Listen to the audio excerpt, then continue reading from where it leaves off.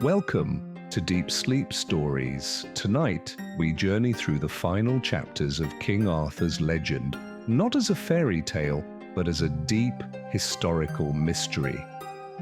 From Roman ruins to sacred shrines, from the whispers of monks to the echoes of battlefields, we follow the shadow of a man who may have stood against the fall of a world. Close your eyes, breathe deeply, and drift into a timeless realm where history and myth walk side by side, and the legend of Arthur still lingers in the stones. This video is a historical exploration based on documented myths, legends, and cultural traditions from various civilizations. It is intended for educational and storytelling purposes only. So there you are, standing in the glow of candlelight, reading tales of noble King Arthur and his glittering knights of the Round Table. You know the drill: quests, honor, the Holy Grail, some wizard named Merlin tossing out cryptic advice like he's getting paid by the riddle. But what if I told you the Arthurian myth we know today is actually the result of a messy 12th century culture war between the Celts and the Normans, and that at one point an English king basically had to eliminate King Arthur's legend just to assert control? Yeah, let's rewind the enchanted harp music and look at how this mystical PR campaign took shape. Our boy Geoffrey of Monmouth drops his History of the Kings of Britain in 1138, and suddenly Arthur is a star. He's the son of Uther Pendragon, rolls deep with Merlin, and doesn't just unite Britain. Oh no, he conquers Iceland, Denmark, Norway, Gaul, and pokes the Roman Empire like, you want some too? It's pure epic. But then, like a plot twist in a medieval soap opera, he's forced to return home to deal with Mordred and ends up mortally wounded. Cue Avalon, mysterious disappearance, and the ancient cliffhanger, maybe he's not dead? But here's the twist: Geoffrey wasn't spinning pure fiction.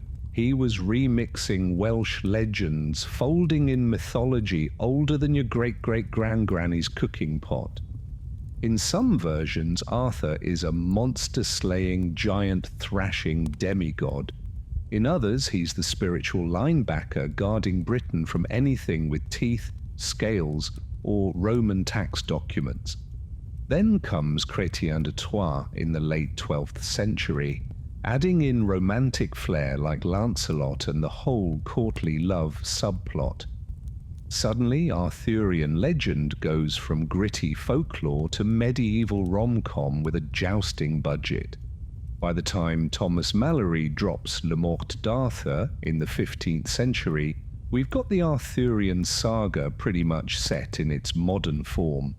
But behind the scenes, a whole lot of rewriting history, identity battles, and the English monarchy trying to scrub and sculpt Arthur into something useful: a model king, a cautionary tale, a national mascot, depending on the political weather.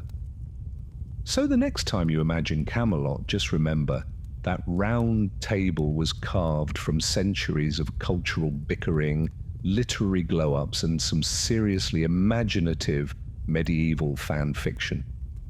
Arthur? Real? Imagined? A battle-hardened Celtic chieftain cobbled together from scraps of history? Or a political ghost story built to make us think twice about reaching for paradise when temptation comes knocking?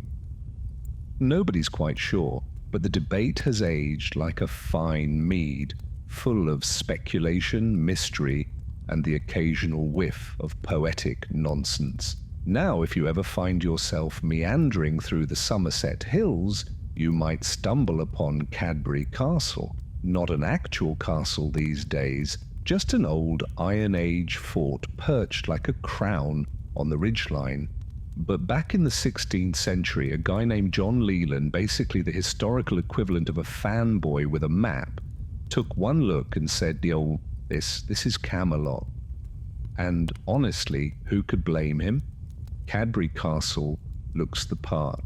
High ground? Check. Panoramic views that scream strategic brilliance? Double check. It practically whispers legend happened here, especially if you visit on Midsummer's Eve, when, according to local law, the whole hill turns to glass. Peer through and there's Arthur still lounging with his knights like it's last call at the round table. Total myth, of course, but a delicious one. Thing is, myths can be dangerous, especially when they give people ideas. Arthur wasn't just a bedtime story, he was a banner, a symbol, or maybe he's still out there kind of hope. And for certain English kings that was a problem. Enter Henry II, first of the Plantagenets. Big energy, bigger ambition. The man was basically a medieval tank with a crown. He steamrolled opposition, bent barons to his will, and was famously fast at forcing castles into submission. But then came Wales, stubborn, wild, beautiful Wales, where legends like Arthur didn't die. They lingered, fanned by poets, whispered in valleys and carved into the bones of rebellion. In 1157, 3 years into his reign, Henry figured he'd had enough of that. Time to make Wales behave. He called his barons to Northampton, secured their oaths, and planned an invasion aimed at toppling Owain of Gwynedd, the Prince of North Wales. The plan? Kick Owain out, prop up his less feisty brother Cadwaladr, and plant a puppet prince on a Celtic throne. Henry gathered his forces at Chester and marched into Gwynedd. But let's just say his GPS was lacking. The Welsh knew the terrain, the English did not. When Henry pushed forward too fast, his army blundered straight into an ambush at Flint. Chaos erupted. The English forces were shredded, and when Henry's standard-bearer thought the king was dead, he tossed the royal flag and ran like the hills had teeth. But Henry wasn't dead, just winded, probably furious. He pulled himself together, regrouped, and kept going. And all the while, Arthur, real or not, was right there in the minds of the Welsh, a spectral king they still saw as theirs, the once and future ruler, the protector of the land. A legend that could not be colonized, no matter how many soldiers were thrown at it. And that, friends, is how a myth becomes a weapon. One you can't fight with swords, only stories. Between the Tor and the tomb, there lay a legend that wouldn't die, and that was the real thorn in Henry's side. Because here's the thing, it wasn't enough for the Welsh to lose battles. They had to lose belief. As long as Arthur's ghost haunted their hills, they'd keep rebelling, keep dreaming, keep calling for the return of the king like he was due back from holiday. And so Henry, ever the strategist, realized it was time to defeat the myth, not with fire or sword, but with something far more potent: paperwork, priests, and a well-placed corpse. Enter Glastonbury Abbey, perched atop what people believe to be Avalon itself. Mists, marshes, mystery. It had the full myth package.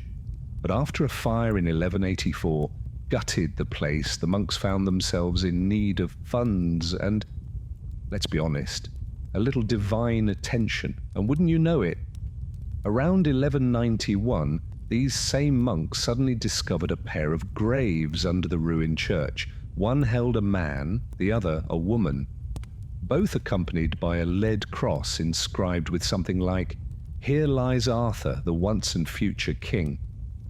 Coincidence? Henry II didn't think so. Legend has it he helped orchestrate the whole thing before his death, feeding the monk stories, nudging them toward discovery, effectively declaring, "Arthur's not coming back. He's 6 feet under, y'all. Move on." The grave was paraded, the bones shown off, pilgrims flocked, and the message to the Welsh was loud and clear: your hero is dead, and this land is mine. It was one of the greatest narrative assassinations in history. Not a sword drawn, not a dragon slain, just a king, a monastery, and a convenient burial site. And for a time it worked. Arthur faded from political use. The rebellion cooled. Henry got his peace. But legends don't stay dead for long. By 1191, Glastonbury wasn't just a smouldering ruin with a holy hangover. It was a monastery in the middle of a medieval PR crisis. The fire of 1184 had leveled their grand church, and suddenly they were not just spiritually broke, but also financially toasted. Enter Arthur, or more precisely, Arthur's bones. Let's be real, discovering a legendary king buried right under your Lady Chapel is the medieval equivalent of finding a celebrity skeleton in your backyard. And it couldn't have come at a better time. The monks dug, whether guided by Henry's notes or just a well-timed divine vision, and lo and behold, there he was, buried 16 feet deep between two ancient stone pyramids, tucked into an oak-lined hollow wrapped in mystery and marketing potential. They unearthed a plain slab of stone, flipped it over, and boom, a lead cross with an inscription that basically said Arthur lies here with Guinevere, Gui, his second wife, on the Isle of Avalon. It was perfect, too perfect. Inside, a braid of golden hair so delicate it blew away like dandelion fluff the moment a monk tried to show it off. A sword said to be Excalibur, gleaming like it had just come out of the forge. And suddenly Glastonbury wasn't just a religious site, it was Arthur's final resting place, tourist trap unlocked. And why did this matter? Because relics were medieval gold, holy bones, saintly fingers, bits of robes. If you had them, pilgrims came. And when pilgrims came, so did their money. King Arthur's grave? That wasn't just a relic, it was a blockbuster. Plus, there was some spiritual politicking to play with. The monks needed royal backing to rebuild, and what better way to stay cozy with the crown than by proving Arthur, the ultimate symbol of sovereignty, was 6 feet under and staying there. Henry II might have planted the idea, but the monks of Glastonbury harvested it with gusto. And in doing so, they not only revived their abbey, they buried a myth, or so they hoped, because Arthur, even in death, had a habit of rising when you least expected it, to an English centerpiece, polished and paraded like a royal trophy. By the late 13th century, Arthur wasn't just myth, he was PR gold. 2 Arthurian publications were already making the rounds, or at least the medieval equivalent, lavishly copied, dramatically performed, and deeply entangled with the politics of the time. So when Glastonbury Abbey completed its new church in 1278, after nearly a century of rebuilding from the fire, they knew exactly what centerpiece they needed. King Arthur, now exhumed, upgraded, and relocated to a shiny marble tomb right in front of the high altar. Prime real estate in the spiritual market, and guess who showed up to seal the deal? Edward I and Eleanor of Castile, fresh from a crusade, draped in royal authority and likely still smelling of Jerusalem dust and ambition. They weren't just there to pay respects. This was theatre, power, symbolism carved in marble. Arthur, the once and future king, was now officially English property. But here's the kicker: Arthur was never a saint. He had no miracles, no holy aura. What he did have was a fan base, and that meant foot traffic, which meant coin. Pilgrims poured in, not to heal their souls, but to stand near the bones of a legend. It was medieval tourism with a halo of reverence and a whiff of profit. Glastonbury, perched on the pilgrimage routes from both Wales and Ireland, leaned hard into this rebranding. The Welsh Arthur, the Celtic warrior king with dragonfire in his blood, was gently, steadily anglicised. The message was clear. If you're looking for your hero, he's here, he's dead, and he was ours all along. By the time the dissolution of the monasteries hit, in 1539, Arthur's resting place became just another casualty of Cromwell's purge. The abbey was dismantled, the tomb vanished. Abbot Richard Whiting was executed on Glastonbury Tor. And Arthur? His relics were likely tossed into a midden heap with the bones of lesser legends and the last crumbs of 1,000 pilgrim lunches. So here lies Arthur, once a wild hope of the oppressed, now a historical footnote in a demolished abbey. But don't be fooled. You can move the bones, lose the tomb, burn the church, but you can't defeat a good story. Arthur never needed a grave. He was never really meant to rest. Winchester, where myth and monarchy intertwine like ivy on a ruined wall, and the echoes of Arthur still cling to the stones, because Arthur, you see, wasn't just a story. He was a political Swiss army knife, flexible, sharp when needed, and useful in just about every situation. To some, he was divine right personified. To others, a chivalric idol. And, to a few savvy monarchs, he was an inconvenient ghost best swept under a royal rug. Henry II tried to bury him. Edward I dressed him in marble. Edward III wrapped himself in his round table's glory. But Richard the Lionheart? He played it like a Game of Thrones with a twist of irony. Imagine this, the sword of Excalibur, the holy hardware of Britain's most iconic king, in Richard's hands, and instead of brandishing it on the battlefield, he gives it away to Tancred of Sicily. Why? Well, maybe Richard saw it as a peace token, or maybe, just maybe, he was trying to defang the myth, strip it of power by turning it into a diplomatic trinket. But then there's the poetic version. Richard, who had named his young nephew Arthur as heir, wanted a full circle moment. A new Arthur crowned in the old king's myth, anointed with the blade of legends bringing Britain back to glory. Excalibur passed on like a baton in a sacred relay. Only it didn't happen. No wedding, no coronation, no new king. Arthur, this one, the Plantagenet, never made it past 15. Another royal ghost, another might have been. And centuries later, Henry VII of the Tudor dynasty gave the story one more spin.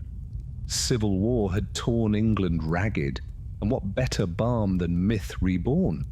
He named his son Arthur, a new beginning cloaked in old magic, a promise that this Arthur would usher in peace, unity, perhaps even a golden age. But once again, fate had other plans. Arthur Tudor died young, his crown never claimed, and the sword, if it ever made it back from Sicily, remains lost to time, probably resting somewhere beneath the dust of forgotten kingdoms. Still the legend endured, in cathedrals and courts, in Welsh hills and English tombs, in pilgrim paths and kingly schemes. Because it was never really about whether Arthur lived, it was about what he meant. A reflection, a tool, a hope. And as long as kings need symbols and people need stories, Arthur will never really be gone. Emulates in full medieval cosplay glory. Picture it. Edward I, the Iron King, staging an Arthurian mega-festival just outside Winchester. Not because Winchester was ever Arthur's actual capital. It wasn't, despite what Geoffrey of Monmouth's imagination says, but because by the 14th century, Winchester felt like it could have been. Myth had bled into geography. Story had become pseudo-history, and Edward leaned all the way in. Hanging there, massive and unapologetically theatrical, is the Round Table. It's not a delicate relic or a dainty prop. It's a 13-foot wide wooden beast of a symbol, painted with the names of knights, anchored by King Arthur himself in a regal circle of legends. And no, it's not 5th century furniture. It likely dates from around 1290, when Edward threw a lavish tournament for his kids' triple engagement bash, a royal flex with medieval flair. Winchester by then had been woven into the Arthurian narrative. Geoffrey of Monmouth, ever the creative historian, had claimed it was once an ancient capital. Not true, but it sounded good, and it stuck. The myth spread and evolved, picked up and polished by French poets, Norman chroniclers, and English scribes. From Geoffrey to Wace to Layamon, Arthur's tale was like a medieval game of literary telephone, mistranslated, misunderstood, and magnificently popular. Then came Chrétien de Troyes, spinning courtly love and romantic quests into the mix. And finally, Winchester took its starring role, thanks to the poetic imagination of these medieval mythmakers and Edward's theatrical instinct. So this table, this giant disc of myth and monarchy, wasn't about authenticity. It was about aspiration, about claiming a lineage of justice, valor, and kingly authority. Arthur may never have ruled from Winchester, but thanks to Edward, he ruled from there in spirit. Because sometimes ruling isn't just about power, it's about the stories you choose to tell and where you hang your round table, crafting a royal identity that wasn't just about swords and scrolls. It was about myth, magic, and meticulous branding. By 1290, the Arthur-Winchester-Windsor triangle was in full medieval bloom. Edward I built the table, Edward III gilded it with ideals, and then came the Tudors, who basically ran with it like they'd inherited the script to a royal fantasy epic. Edward III's Order of the Garter, founded in 1348, was no ordinary chivalric club. This was elite knightly cosplay, drenched in Arthurian vibes. Edward wanted to revive the ideals of brotherhood, honor, and noble service, but with a Windsor twist.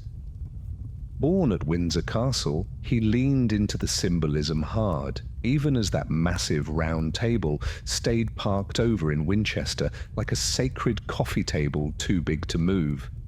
And that ceiling, that gorgeously carved roof above the table, look closer and it's full of sly medieval jokes, golden rays, sunbursts, and subtle puns, winds, painted in wood, hinting at Windsor, the king's birthplace, the new Camelot, by royal decree.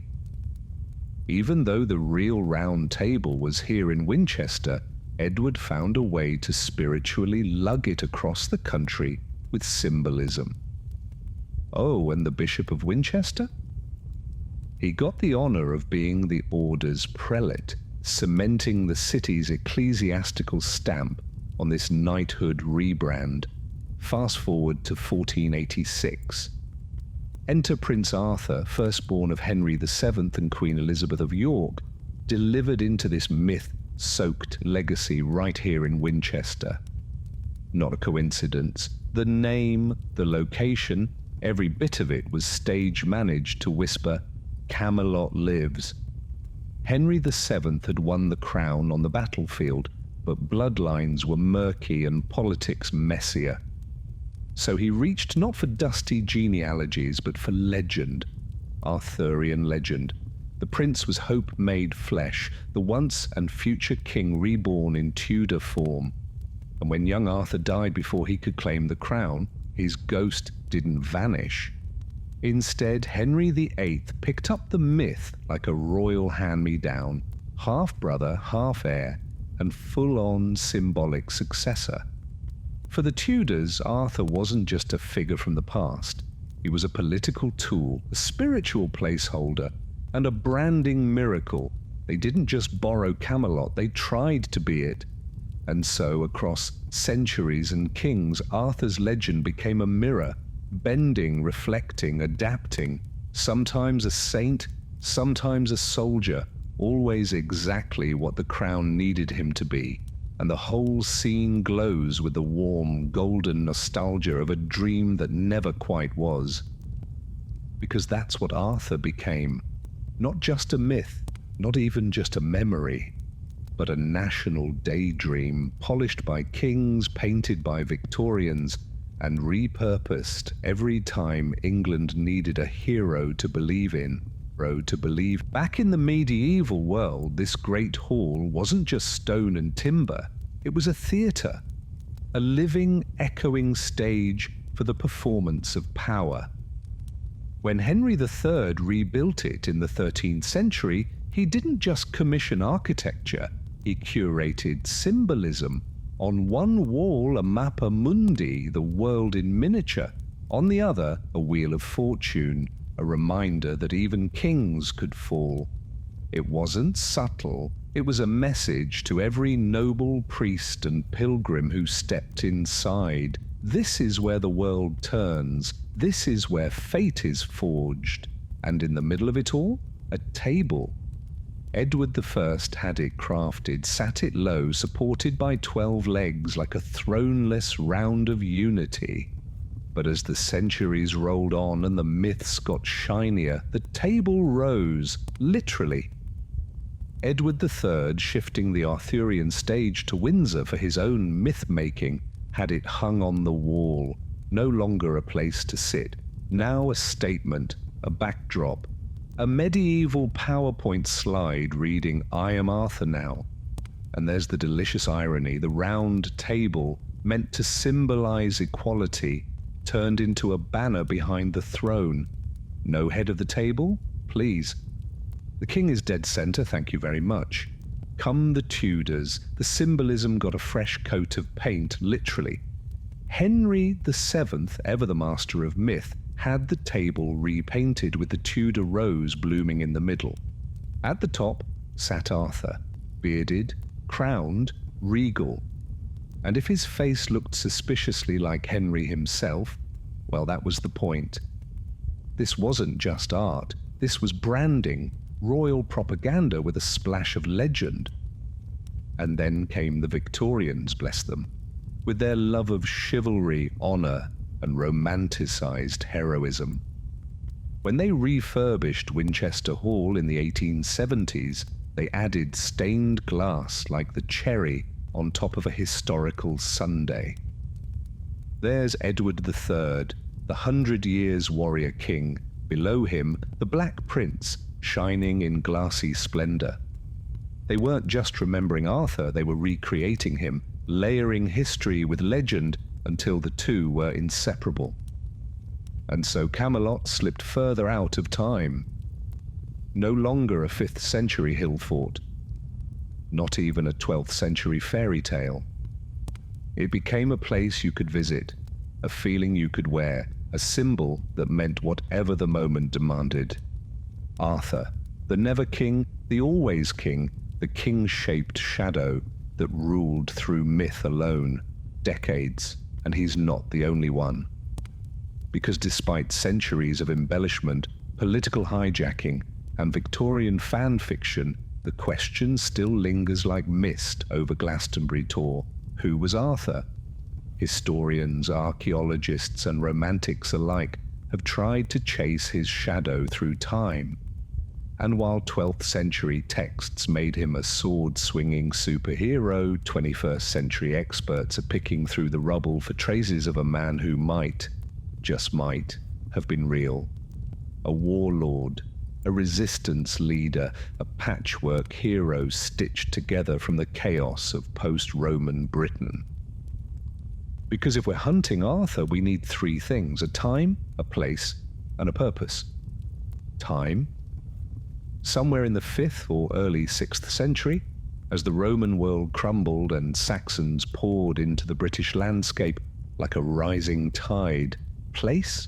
scattered across hill forts, lost strongholds and foggy valleys, anywhere the Britons could have made a stand.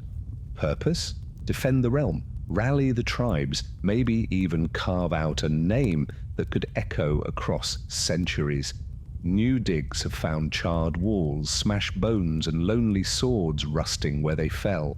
Clues that point to battles, real ones, places where someone, possibly many someones, fought to hold the line. But even if we find Arthur's castle, even if we pull Excalibur from a marsh and carbon date it to 493 AD, it won't matter quite the way we think, because Arthur isn't just history, he's legend, shaped and reshaped to suit every age. Medieval kings like Edward IV traced their family trees to Arthur, not for facts, but for authority. They didn't need the once and future king to return, they needed him as an ancestor, a patron saint of power. And when Henry II found Arthur's bones, he didn't bury a myth, he domesticated it, made it royal, made it English, which is how we ended up with stained glass in Winchester, showing Arthur's descendants, Edward III, Henry V, Edward IV, all lined up like stars in a royal cinematic universe. And Prince Arthur, born in Winchester, named to resurrect a legend and seal the Tudor claim, his coat of arms etched next to the ancient stories like a signature on a myth. Arthur, once a threat to kings, became their greatest tool, a ghost turned ancestor, a warrior turned icon. A man, maybe, but more importantly, a mirror. So was he real? Maybe, maybe not, but more than that, Arthur was believed in. And sometimes belief writes history, louder than fact ever could. To Arthur, from that era, and stack them up, you wouldn't need more than a small bookshelf, and that's being generous. The truth is, the man we call King Arthur, if he existed at all, has left behind no monuments, no signed decrees, not even a coin stamped with his name. He might have wielded a sword, but he left no signature. And yet here we are, chasing ghosts through centuries of storytelling. Christopher Gidlow, a historian who spent over 2 decades untangling this saga, puts the spotlight squarely on Geoffrey of Monmouth. That 12th century chronicler took what was likely a local Welsh folk hero, obscure, regional, a footnote, and turned him into a best-selling medieval megastar. Geoffrey's History of the Kings of Britain didn't just entertain, it rebranded history. Arthur, once a murky memory of defiance and dust, was now a crowned warrior, a world conqueror, a myth with marketing. From there, the legend took off like a falcon from a glove. By the 15th century, Thomas Malory's Le Morte d'Arthur sealed the myth in ink, fusing Christian virtue, knightly romance, and good old-fashioned medieval drama. Camelot got its emotional core, its love triangles, its magical swords, and Arthur, the maybe man, became Arthur, the immortal. But the bones of the truth, they lie in the ruins of post-Roman Britain. After the empire fell in 410 AD, Britain became a fractured patchwork of desperate leaders and spiraling chaos. Roman order crumbled, trade dried up, cities emptied. Amid this collapse, British warlords, some still clinging to Roman ways, some dabbling in Christianity, faced waves of pagan Saxons from across the sea. Initially hired as mercenaries, the Saxons soon realized they could just take the land for themselves. And in this backdrop of betrayal and bloodshed, a resistance leader named Arthur may have risen. He wasn't a king, he wasn't shining in armor, but maybe, just maybe, he was a battle-hardened warlord who held the line, a tactical genius, a symbol, enough to inspire bards, monks, and eventually kings. But again, the trail grows cold fast. The Dark Ages are called dark for a reason. No carvings, no castles, just a few cryptic manuscripts hinting at a man who fought 12 battles, who carried a legendary blade, who refused to bow, and that vacuum of facts, of evidence, became fertile ground for myth. Because when history leaves you with silence, storytelling fills the void. And what began as survival turned into saga. A gritty defender of dying Rome morphed into the heart of England's identity. So was there a real Arthur? Maybe, maybe not. But there was certainly a need for one, and from that need came the legend, the once and future king, a figure forever riding the line between history and hope, pulled from Britain like a retreating tide, leaving behind roads, ruins, and a stunned population who'd just realized the empire wasn't coming back. That year, 410 AD, marked the moment the illusion shattered. Rome, the eternal city, had fallen. The legions that once protected Britain's cities and farmsteads were recalled to defend Italy, and the British were on their own. No more Roman law, no central authority, no trained armies, just chaos. And into that void rode warlords. The streets that once echoed with Latin and the clink of togas were now ruled by tribal war cries and makeshift alliances. Defenses crumbled. Trade routes fell silent. Towns were abandoned, fortified, or fought over. This was no gradual transformation. It was a violent reset. This is the world archaeologists are now rediscovering, a Britain split between fading Roman grandeur and the brutal new reality of survival. Hill forts once dismissed as ancient relics are now seen as repurposed strongholds. Settlements show layers of fire, of sudden abandonment, of brutal transition. And in the few surviving voices from that time, we catch glimpses of this turmoil, chief among them Gildas the Wise. Writing about a century after the collapse, Gildas doesn't name Arthur, but he does paint a vivid portrait of Britain's implosion.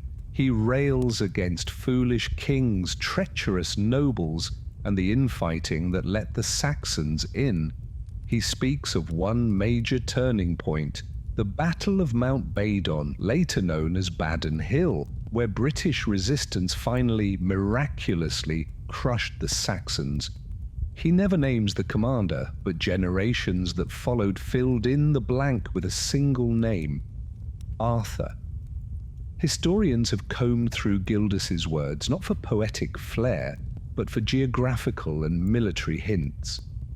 The archaeological finds, fortresses, grave sites, weapons caches begin to support his grim tale. Not proof of Arthur, but proof of someone fighting, leading, uniting. Because by the 5th century, this wasn't just political collapse, it was existential. The Saxons, once hired muscle, had realized they could take whatever they wanted. The Britons needed a leader, someone who could speak Latin to the old Roman elite and swing a sword at the invaders, someone who could rally a fractured land.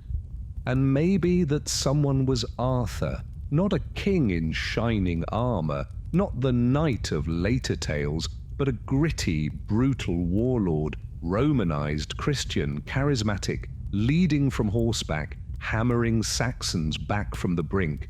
And it is this colonel, the siege at Badon Hill, the resistance in the west, the memory of a last stand that grew into the legend. Because when civilizations fall, they don't leave neat records, they leave gaps that memory, myth, and storytelling rush to fill. And Arthur, whoever he truly was, became the story Britain told itself in the dark, clean off the bones. What remained wasn't a gentle decline, it was a rupture, a trauma, a sudden drop into the void where Roman order had once stood. Imagine a world built on systems, roads, taxes, aqueducts, coinage, laws, gone in a generation. Overnight, your market stalls are silent. Your governor's villa lies abandoned. Your city walls, once symbols of Rome's might, now frame a battlefield. By 410 AD, the legions were gone and the lights of Roman Britain blinked out almost simultaneously across the map. And the archaeological silence is deafening. Layers of civilization just stop. Towns that buzzed with trade become ghost towns. Villa mosaics are buried under ash. And beneath the soil, clues as chilling as they are clear, hoards of silver and gold, hastily buried and never reclaimed. People didn't just lose power, they fled from it. At sites like Silchester, we see eerie pockets of survival, jewelry tucked just outside city walls, human skulls tossed at the gate like grim warnings, radiocarbon dated to the 5th century, the exact time Rome's grip vanished. These weren't peaceful retirements from empire, these were panic burials, civilian desperation. And this is the stage where Arthur enters, not in shining plate armor, not with a court of laughing knights, but possibly as a warlord rising from the wreckage. Amid collapsing estates and smouldering villas, one figure may have pulled people together, rallied what strength remained, and pushed back. Archaeologists are now confirming what ancient texts only hinted at. Forensic digs are uncovering grim tableaux, entire families eliminate and hidden beneath temple floors, villas deliberately set aflame with bodies trapped inside. Civil war, betrayal, invasions from all sides, and out of this the memory of resistance, of one leader uniting tribes to stand against the Saxons. So was Arthur real? The man, perhaps, the myth, undoubtedly. He emerged from this black hole of history, shaped by trauma, carved by chaos, and fed by centuries of retelling. In the absence of hard facts, legend stepped in to fill the vacuum, because people needed to believe someone had stood against the tide, that someone had rallied Britain when the world ended. Arthur became that someone, a ghost of the past, a hope for the future, born in the ashes of empire and remembered in the stories we still tell, even when the bones are long gone. Places Arthur not in the broad, undefined mist of legend, but in a very specific crucible, Western Britain, where the last flickers of Roman order clung to life and the Saxon tide was crashing hard against the gates. This wasn't just a slow fade into decline, it was collapse, the kind that leaves fires in the hills and buckles in the dirt. At the end of Roman rule, law dissolved into muscle, towns turned into fortresses, power belonged to whoever had the most spears, the fastest horsemen, and the sharpest memory of how to fight like a Roman. And you could see it in the artifacts. Suddenly, buckles and belts, once the mark of soldiers, were popping up everywhere, even in the homes of civilians. Everyone was armed, every man a potential warrior. Rome had left them behind, but not before teaching them how to wage war. Historian Stuart Laycock's analysis draws a clear picture. What was once empire became balkanized, fractured, vicious. Tribes turned on each other, petty kings rose and fell like storm-tossed driftwood. Into that chaos stepped a figure, possibly not yet called Arthur, who managed to pull together a coalition, a network, a resistance. He wasn't alone, other warlords undoubtedly fought. But the legend singles him out, which means his leadership had impact, resonance. Maybe it was charisma, maybe it was victory, maybe it was timing. And where was this Arthur? The clues point west. The Saxons advanced inland from the east, their burial grounds tracking the reach of their conquest like a slow, grim tide. But they didn't take everything. Some Roman towns, especially in the west, held. Places like Caerleon, Chester, or perhaps even South Cadbury fortified, stubborn, and surrounded by desperate locals with something to defend. Gildas writes with fire in his quill, towns under siege, flames licking skyward, the sea itself tasting the blood of Britain. And yet he tells of resistance, not surrender, resistance. Archaeology echoes his words. We find city defenses hastily patched, weapons caches hidden in collapsed villas, and signs that westward enclaves, cornered but unyielding, held the line. The West became the refuge, the redoubt, and maybe the rebirth of native resistance. Arthur's war wasn't just against Saxons, it was against collapse itself, against the flickering out of a 1,000-year-old world. So perhaps he wasn't a king in the traditional sense, but in that brutal, fractured, post-imperial wasteland, he was something more important, a leader who could hold the center when everything else was falling apart. And in a world where every buckle told a story of battle that made him a legend worth remembering, guard, to rally, to strike.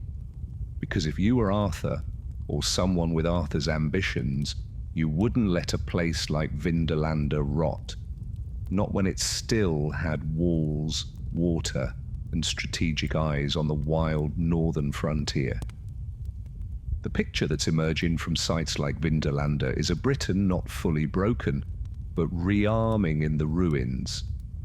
In the absence of Roman legions, local leaders, warlords, chieftains, proto-kings turned what the empire left behind into strongholds of their own. And Arthur, if he existed, seems to have mastered this better than most.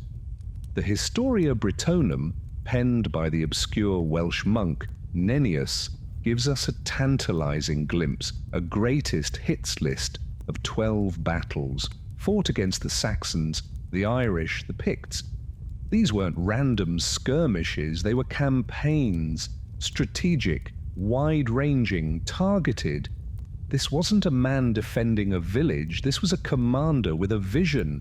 6 of those battles took place along rivers, ambush points near Saxon strongholds, from Lincolnshire to the northeast. Another, deeper in the north, near Hadrian's Wall. One at the Roman fort of Binchester, modern Bishop Auckland.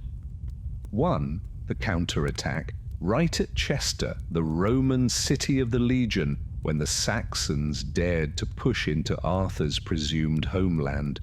And the last, the 12th, the big one, Mount Badon, the line in the sand, the moment when, according to legend, the Saxon advance was stopped cold.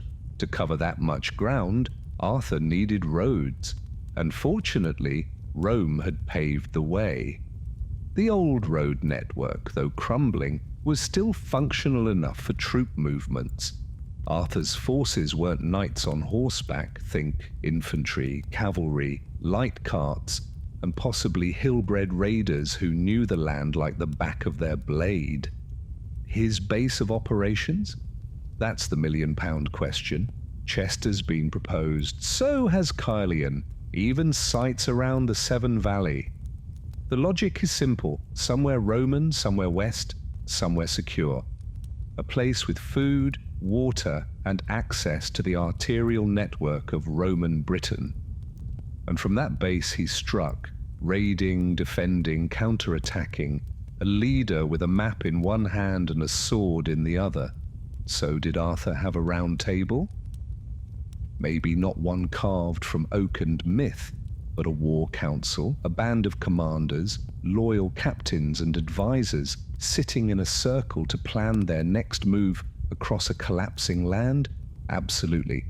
The round table wasn't just a piece of furniture, it was a metaphor of unity, of shared command, of a moment in Britain's darkest hour when someone said, "Let's stand together." And someone did. His name was Arthur, or at least that's what they called him. And if you were Arthur, that's exactly where you'd want to set up shop. The Roman fortress at Chester, Diva Victrix, to its former masters, was no crumbling ruin in Arthur's day. It was still a titan of stone and strategy, a fortress laced with Roman infrastructure, with command of the rivers, the roads, and the mountainous Welsh frontier. And according to the latest archaeological clues, it may have been the linchpin of Arthur's entire war machine. Because here's the real twist of post-Roman Britain. Not everyone got the memo that the empire was over. Up on Hadrian's Wall in places like Vindolanda and Burduswald, people carried on in Roman fashion, organizing, defending, and even drilling like the legions had taught them. These weren't dusty peasants scrounging through rubble. They were frontier survivors with discipline, cavalry, and a chain of command. And in this post-imperial vacuum, Arthur wasn't starting from scratch. He inherited tactics, training, and elite mounted units. Forget the shining armor of later myths. Picture instead a mobile strike force, fast, agile, Roman-trained cavalry with deep local knowledge and deadly precision. These weren't feudal knights yet, but they might have been their prototype, shock troops born from Rome and sharpened by chaos. The cavalry saddles? Ingenious Roman designs with forward-hugging horns that let a rider lean hard to the side. No stirrups needed. Think speed, think aggression. Scouts one moment, hard-charging shock force the next. They were the eyes, the teeth, the lightning strike response, and they were likely Arthur's ace in the hole. Some scholars even link these riders to the Sarmatians, a tribe of heavily armored steppe cavalry Rome brought to Britain in the 2nd century AD. 5,000 of them were posted up north, and their descendants could have carried on those traditions for centuries. If so, that's your early medieval tank brigade right there. Add in a network of beacon fires and semaphore signals, another Roman legacy, and Arthur had something even more powerful than numbers: speed, coordination, communication. In a land tearing itself apart, that meant everything. And remember, armies were tiny by modern standards. A few hundred fighters could dominate a region. 1,000, that was a juggernaut. If Arthur brought together 1,000 hardened troops from allied kingdoms like Reged and Powys, stationed them at Chester, and backed them with elite cavalry and Roman infrastructure, then suddenly the legend doesn't sound so implausible. It starts to sound like strategy, like a man with vision, like Arthur, maybe not king in the storybook sense, but commander, warlord, savior. A man who saw Britain on fire and built a mobile fortress of warriors to hold the line. And if that's not worthy of legend, what is? The city like a stone guardian of the West, making Chester not just a contender, but the leading suspect for Arthur's headquarters in the war against the Saxons. The evidence piles up like a warrior's grave goods, a mass cemetery, over 120 bodies, mangled, slashed, skulls shattered by overhead blows, probably from cavalry. This wasn't a skirmish. It was overwhelming defeat, the kind of battle that leaves fields red and legends born. And who were the dead? Saxons, battle-hardened, powerfully built, some already bearing the scars of previous fights.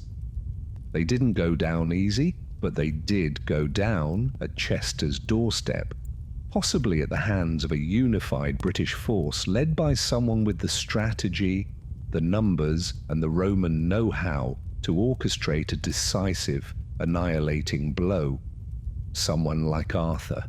Chester had it all: the fortress, the roads, the cavalry-ready infrastructure, the communication networks, forts and signal towers stitched together like the nerve system of a sleeping giant still twitching with Roman muscle. But perhaps most importantly, it had faith, because Arthur wasn't just a warlord, he was a Christian warlord. The legends say he fought with God on his side, and in a post-Roman Britain where pagan Saxons were sweeping east to west, that spiritual divide wasn't just symbolic, it was tactical. Christian strongholds offered something more than defense. They offered morale, unity, purpose. Gildas, our reluctant chronicler of the times, reminds us the British saw their struggle not just as survival, but as a holy resistance. And Chester, massive, walled, sanctified by martyrs, was one of the last bastions where Christianity still held sway. A place where soldiers could carry the cross into battle, where shrines fortified spirits as much as stone walls defended lives. That connection to martyrdom and sacred ground mattered. If Arthur was organizing more than just raids, if he was building a resistance fueled by belief, then Chester, with its blend of faith and force, was the logical heart of it all. This wasn't just a military base, it was a command center of civilization under siege.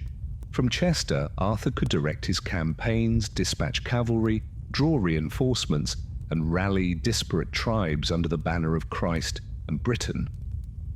So did he sit at a round table? Maybe, maybe not. But in Chester, surrounded by signals, steel, and sanctity, Arthur didn't need a table to be a legend. He had a fortress, he had a vision. And for a while at least, he had victory, i.e., important. This wasn't just any rock, it was the rock. A thick, squared stone set dead center in the arena, exactly where ancient Romans spilled blood for sport. And here it was, repurposed, untouched, since the days when togas were still in fashion. But what sealed its significance wasn't its size, it was what was carved into it. A shallow, worn cross. Suddenly everything clicked into place. In this space, once soaked with blood for entertainment, where gladiators and prisoners had died to please a crowd, someone had drawn a line, a cross, a marker of sanctity, a reclamation of purpose. This was no longer a defeat floor, it had become a shrine. That cross transformed the Chester Amphitheatre from mere military stronghold into something bigger, a holy fortress, a place that could serve as a command post and a spiritual rallying point. In a world where the old gods had fallen silent and the Saxons were howling at the gates, here was a stone that said, "We still stand." The parallels with places like Nimes and Arles in France only deepened the intrigue. In both cities, after Rome's authority collapsed, the people had done the same thing. They fled into the amphitheatres, bricked up the arches, turned the entertainment colosseums into citadels. Why build new walls when the bones of Rome still stood?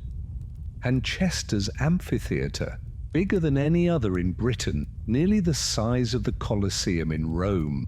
It was a colossus of stone with perfect defensive potential, just waiting to be reborn. Block the gates, add towers, build wooden halls inside for troops, for council, for ritual. And suddenly the arena becomes something else.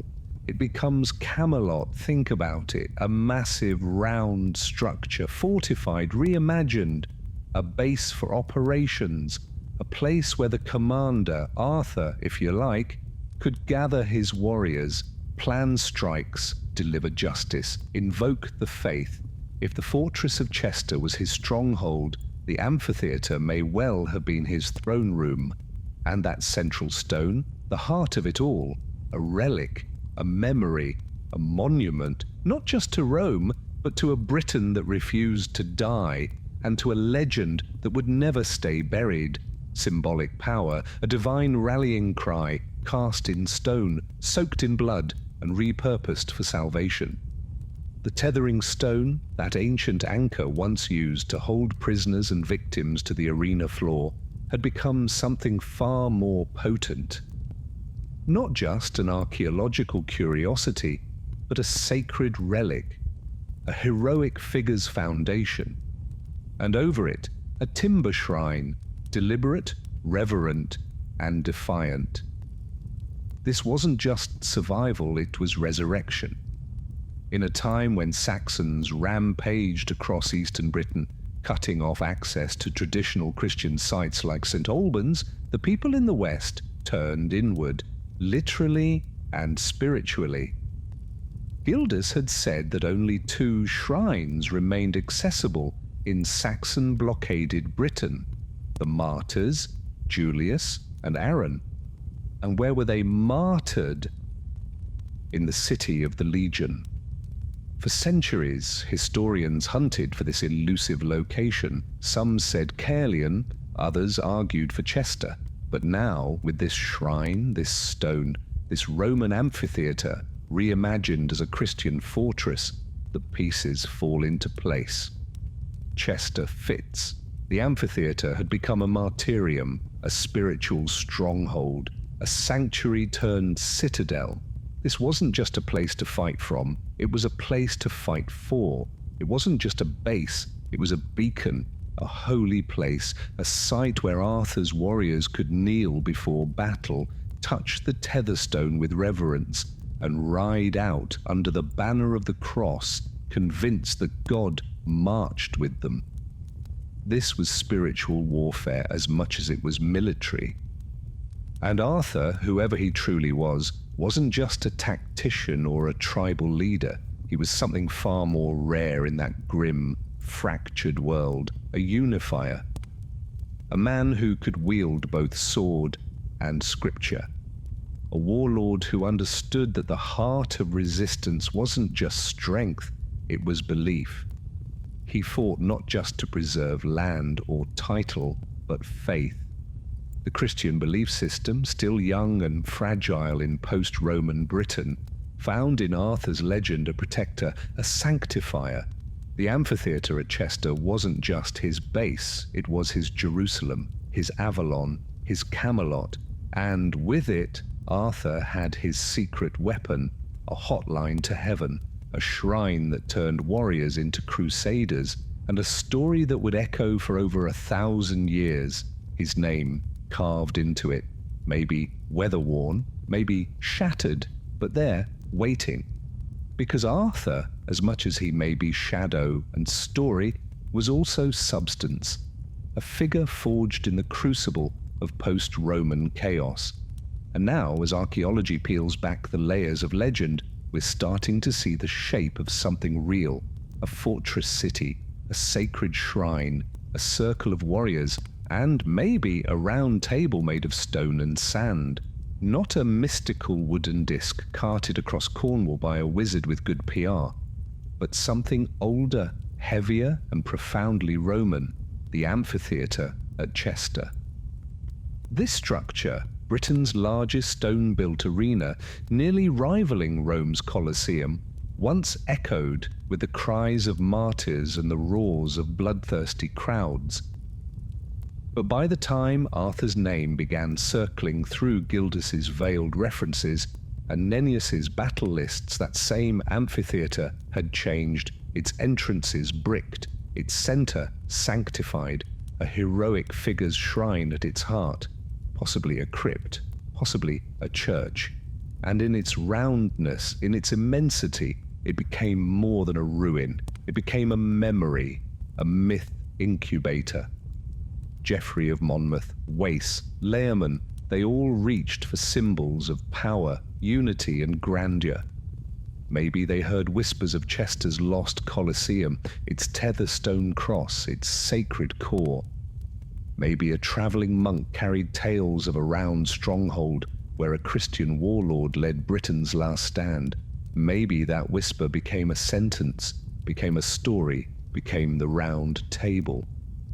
A table with no head, where all were equal, but also a circle that once caged beasts, then protected martyrs, then perhaps held councils of war. In that transformation lies the genius of Arthurian legend. It didn't invent, it transformed. It reimagined broken stone into glory, a ruined amphitheatre into Camelot, a military headquarters into the heart of Britain's most enduring dream. So was it real? The man, very likely, a warlord, Christian, Romanized, born from collapse but burning with command, his base, Chester, towering and holy, armored in faith and stone, his round table, maybe not built by magic, but massive, circular, Roman, and just like Arthur himself, hiding in plain sight. And those echoes, they've never stopped. For 40 long years, Arthur, or whoever wore that name, held the tide, while Britain fractured and Rome's bones crumbled, while warlords clawed for scraps of power, and Saxons surged inland like a rising storm. Someone pushed back, not for gold, not for glory, but for survival, for belief, for Britain. And when the dam finally broke, when the British resistance faded and the Saxon kingdoms rose from its ashes, they did not rise unchallenged. They rose in Arthur's shadow, his name even without a grave, his story even without a monument, his legend even without certainty. Because the truth about Arthur isn't just etched in stone, it's carved into memory, into maps, into the walls of Chester's great amphitheatre, into every hill, fort and ruined shrine where someone once said, "We fight here, we hold here, we are not done." Was he a king, a general, a ghost? Maybe all three, because the beauty of Arthur isn't in what we know, it's in what we believe, in the bones of the land, in the silence of history, in the circle of warriors that never quite closes. Arthur didn't just live, he endured, and his actions in life, they still echo in eternity, in eternity.